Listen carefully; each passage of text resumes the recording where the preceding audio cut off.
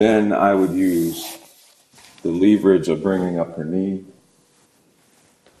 Again, approximating, flat hand, just slide, and then drop her knee. Position myself.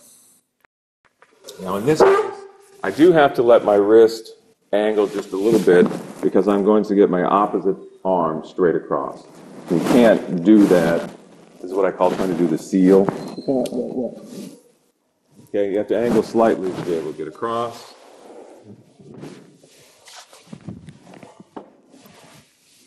Then I'm going to take my opposite arm. I'm going to get the medial position, okay, where I'm going to have my hand. So I'm cupping the SI joint with my superior hand on the opposite side. I'm going to take my fingers and get on the medial side of the opposite ilium, slightly angle my arm, come straight across, contact the near ilium. Then I'm going to rotate to find suos along that bone. Treat those suos. Then I'm going to slide my fingers to the lateral position on the opposite ilium, stretch my arm to get the lateral position on the near ilium, and angle to open the pelvis. Rotate to find the suos there. When I feel them open, then I'm going to take knife hand and I'm going to press into her belly, her hara, and then go inferior till I find the superior aspect of the symphysis pubis bone. It's very important to get that joint open, the same as it is for the SI joints. So I'm going to look for a subo there.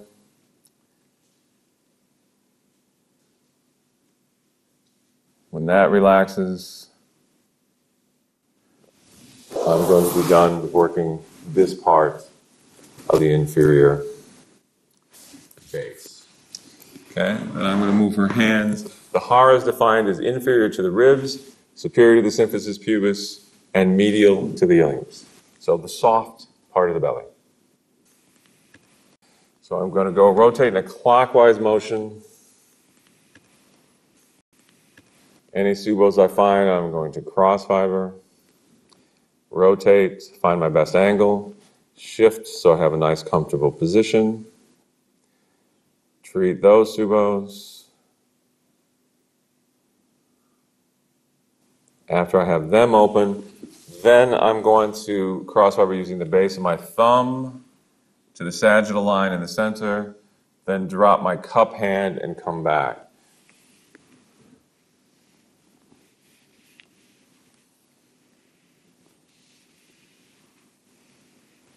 Again, I'm looking for subos, so if this uncovers, subos again, I rotate, find my best vector, adjust my position.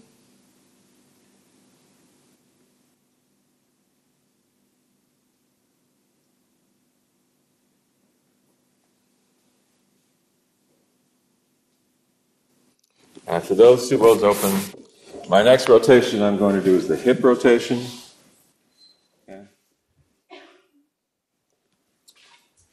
I'm going to always, when we're facing the client, I want my superior leg to be the one nearest the table.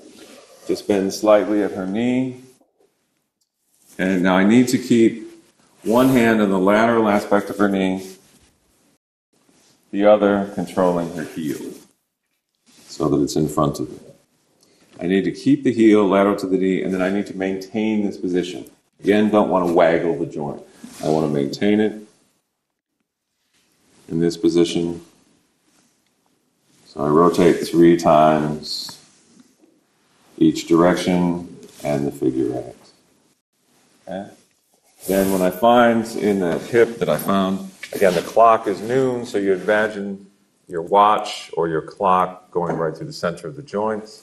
Okay, as I rotate it around, there's a little pressure right about 11 o'clock. Okay, and you feel that there? So I cross fiber, find my mini zone, biggest subo in the biggest mini zone, rotates. I'm going to treat that. Then we have lateral, major joint to major joint, one aspect. Again, dividing along the sagittal plane. So these are the yang 3 meridians. And on the inside of the leg, the yin 3 meridians. I can cross fiber using the base of my thumb or shift to my 45-degree position and do my infinity signs all along the lateral aspect.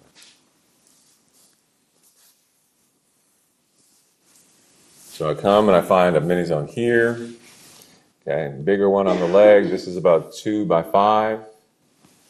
And as I come through, find another one here. Now, if you're going to come near the table, just reverse, flip your hand over, so your knife hand. So again, keeps me comfortable. Instead, I can either reach under with my thumb, or I can flip my hand over to knife hand when I'm close to the table.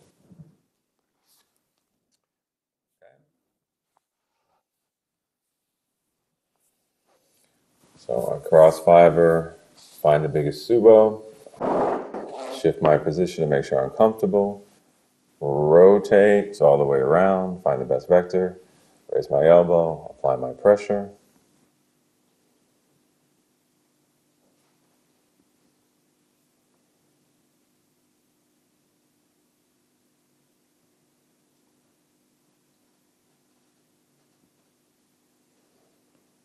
Okay. When I feel that open, then I'm going to cross fiber again, see if there's anything that comes up after I work that area. If that's good, then I go on to my knee rotation.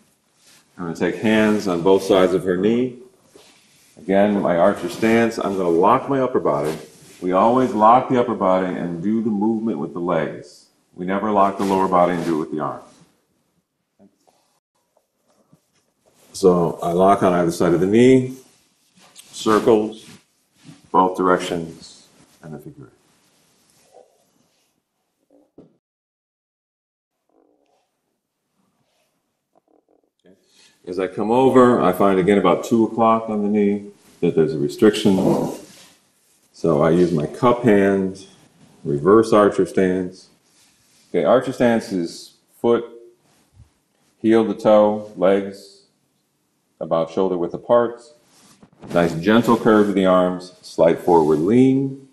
Reverse archer stance is I start from that position and I straighten the forward leg. So cup hand, so that's where I can work on the medial aspects.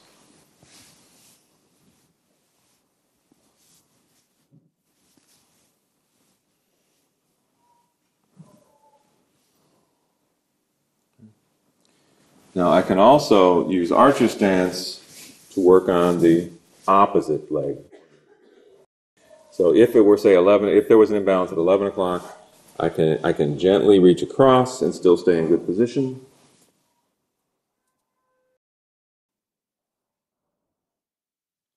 So I can either do it on the near knee with reverse archer stance, or I can do it on the opposite knee with archer stance. So I treat everything that I find around the knee.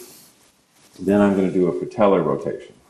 After I've rotated the client's knee, treated everything that I found from the rotation, then I'm going to go back again, cross fiber around the knee to see if anything has repatterned, if anything has changed as I treated that I need to work with now. So after I've dealt with all of that, then I'm going to do a patellar rotation, the kneecap. Patellar rotation is I'm just going to take my 1-2s, isolate the kneecap, and again, circles, both directions, small circles, but still circles, and an infinity sign for any kind. And it's a weight shift. It's still, see, I'm never using my forearms. I'm always shifting my weight. Okay, there are going to be a lot. We're going to talk about different shapes of subos. You got single segment, multi-segment, straight subos. And then a J-hook subo usually goes around a bone. Okay, very common around the patella. So I look for any J-hook subos that hook around the bone, like this one. You feel that?